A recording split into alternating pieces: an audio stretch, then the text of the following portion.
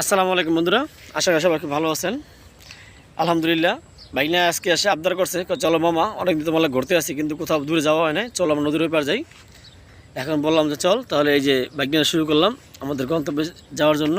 এই যে বাইকনা হাঁটা শুরু করছে, নদীর পাড়ে এসে পৌঁছলাম, কিন্তু এসে দেখি যে একটা টলারও নাই, নৌকাও নাই। কিন্তু বাইকনা কইতেছে না মামা, যেমনি হোক টলার নৌকা নেই, কোনো দরকার নাই, আমার যে বয়স আমি এটা সাঁতরে যেতে পারবো, এই সাঁতরে যেমন ঘন্টাখানিক লাগবো, সমস্যা নাই।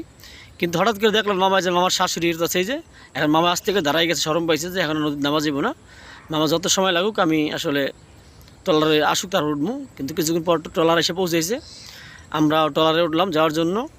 এখন ট্রলারের যে নাবিক উনি আসছে এখন ট্রলারে স্টার্ট দেওয়ার জন্য। এই যে স্টার্ট দিতে আছে, দেখা যেতেছে বামা দিয়ে আসলে না, উনি ডাইন হাত দিয়ে এই ট্রলারটা স্টার্ট দিতে আছে মেশিনটা। এই জিনিসটা আমরা যাইতেছি, আমরা আছি এখন বুড়িগঙ্গা নদীর মাঝখানে।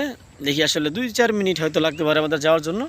পিছনে দেখা গেছে যে পদ্মা সেতুর যে রেল লাইন, এই রেল ব্রিজটা, প্রায় 3 মিনিট পরে আমরা এসে পৌঁছলাম এই নদীর এপারে। দেখা যাক, এই যে বাগিনা হাঁটা শুরু করছে আমার আগেই, মানে আমার থুয়ে বাগিনা দৌড় দিছে। দেখি কি মামা, ঘোরার কি আনন্দ, যে না করছে সে বুঝবো না। চলো মামা। মাশাল্লাহ, বাইক নিয়ে অনেক খুশিতে আত্মহরা। এখন কী করবো, দৌড় দিব কই না হাঁটবো কইতে পারতেছে না। আমার তো মনে হয় খালে পরে না গাঙে পরে কইতে পারতেছি না, কারণ ডাইন সাইডে আবার আমার নদী দেখা যাইতেছে, সামনে আবার পুকুর।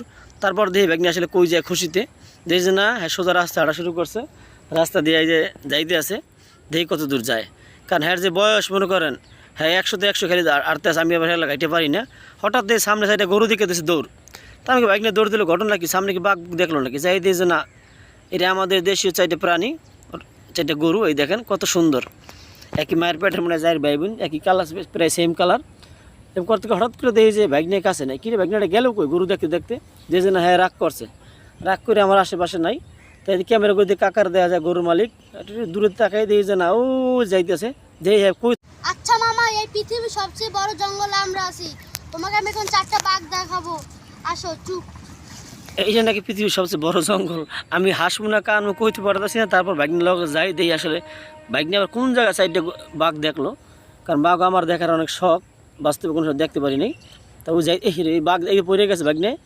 আমি তো মনে করছিলাম মনে বাঘ দেখে মানে ভয় পেয়ে পড়ে গেছে, পরে যদি না বাইক নিয়ে আসলে দুর্বল হয়ে গেছে বাঘ দেখিয়া।